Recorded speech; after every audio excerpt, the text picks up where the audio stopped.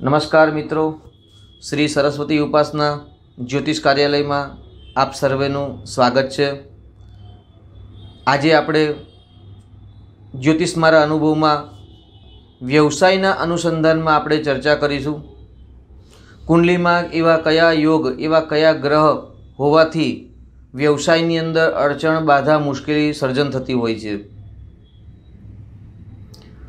તો આજે આપણે એ ગ્રહ વિશે ચર્ચા કરી અને કયા ઉપાય દ્વારા, કયા સરળ ઉપાય દ્વારા વ્યવસાયમાં ઉન્નતિ થાય, ધંધા રોજગારમાં વૃદ્ધિ થાય, લક્ષ્મીની આવક વધે,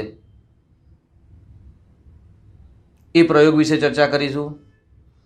તો સર્વપ્રથમ જાણી લઈશું આપણે કે વ્યવસાયની અંદર પ્રગતિ માટે નિત્ય દિનચર્યા સમયનું બહુ જ મહત્ત્વ છે।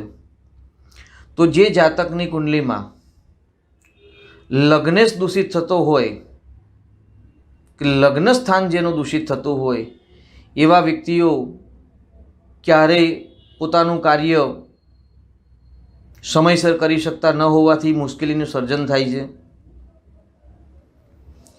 જાતકની કુંડલીમાં 10મું સ્થાન કર્મસ્થાન, કર્મસ્થાનની અંદર જ્યારે પાપ ગ્રહ હોય ત્યારે પણ વ્યવસાયની અંદર બાધા, અડચણ, મુશ્કેલી સર્જન થતી હોય છે। 10મા સ્થાનનો માલિક પાપ ગ્રહની યુતિમાં કે દ્રષ્ટિમાં હોય, 10મા સ્થાન સાથે કોઈ પાપ ગ્રહ સંબંધ ધરાવતા હોય કે 10મું સ્થાન પોતાનાથી 6, 8, 12માં એટલે ખાડાના ભાવમાં જો હોય તો પણ વ્યવસાયની અંદર, કર્મક્ષેત્રની અંદર મુશ્કેલી સર્જન થાય છે। સાથે સાથે સપ્તમ ભાવ દૂષિત થાય, સપ્તમેશ અને દશમેશ બંને ગ્રહ જ્યારે દૂષિત થાય ત્યારે પણ વ્યવસાયની અંદર મુશ્કેલી સર્જન થાય છે। વ્યવસાયની અંદર આવતી બાધા, બંધન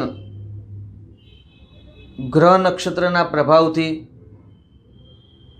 મુશ્કેલી સર્જન થાય છે અને ગ્રહ નક્ષત્રના પ્રભાવથી જ મુશ્કેલી દૂર થાય છે। તો આજે આપણે મુશ્કેલી આવે છે તો મુશ્કેલી દૂર કેવી રીતે કરવી એ પ્રયોગ વિશે જાણીશું। સર્વપ્રથમ અમાસના દિવસે એક તાંબાનો સિક્કો, એક સોપારી લેવી, સાયંકાલ વખતે પીપલના વૃક્ષ નજીક જવું, પીપલના વૃક્ષના મૂળની અંદર તાંબાનો સિક્કો, સોપારી અર્પણ કરવી અને ત્યાં પ્રાર્થના કરવી પીપલદેવને, હે પીપળદેવ, મારા વ્યવસાયની અંદર જે પણ બાધા, બંધન, મુશ્કેલી છે એ આપ દૂર કરો। ભગવાન નારાયણનું સ્મરણ કરવું, 4 પ્રદક્ષિણા કરવી અને પ્રાર્થના કરવી કે હું દર સોમવારના દિવસે આપનું એક પાન લેવા આવીશ, તો આપ મને એક પાન આપશો, જે પાન મારા વ્યવસાયના સ્થાનમાં રાખવાથી મારા વ્યવસાયમાં ઉન્નતિ થાય, પ્રગતિ થાય, આવી પ્રાર્થના કરવી। ત્યારબાદ અમાસ પછીનો જે સોમવાર આવતો હોય તે સોમવારના દિવસે પીપલના વૃક્ષ નજીક જવું, પીપલના વૃક્ષમાં જળ ઇત્યાદિ અર્પણ કરવું, 4 પ્રદક્ષિણા કરવી, ભગવાન નારાયણનું સ્મરણ કરવું, ત્યાર પછી એમને પ્રાર્થના કરીને એક પાન લેવું। એ પાન તમારા વ્યવસાયના સ્થાનમાં જઈ ગંગાજળથી, શુદ્ધ જળથી એને સાફ કરી ગાયત્રી મંત્ર, નારાયણ મંત્ર, મહાદેવ મંત્ર યા હનુમાનજીના મંત્ર, આપને જે મંત્ર ફાવતો હોય તે મંત્રનું ઉચ્ચારણ કરી પ્રાર્થના કરવી કે મારા વ્યવસાયમાં દિન પ્રતિદિન ઉન્નતિ થાય, પ્રગતિ થાય। જો આપનું વ્યવસાય ક્ષેત્ર ના હોય, ઓફિસ કે દુકાન ના હોય, તો એ પાન આપ ગંગાજળથી સ્નાન કરાવી પ્રાર્થના કરીને આપ આપના પોકેટમાં પણ રાખી શકો છો। શ્રદ્ધાપૂર્વક પીપળના પાનનો આ પ્રયોગ કરવાથી અચૂકથી લક્ષ્મી સમૃદ્ધિની પ્રાપ્તિ થશે, વ્યાપાર વૃદ્ધિ થશે અને કુંડલીની અંદર જે 10મ સ્થાન અને સપ્તમ ભાવમાં જે દોષ હશે એ દોષ પણ પરમાત્માની કૃપાથી ધીરે ધીરે દૂર થશે।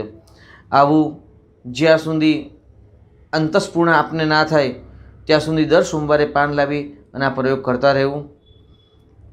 ચાલો મિત્રો, નવા અનુભવ સાથે ફરીવાર મુલાકાત લઈશું. ઓમ નમઃ શિવાય.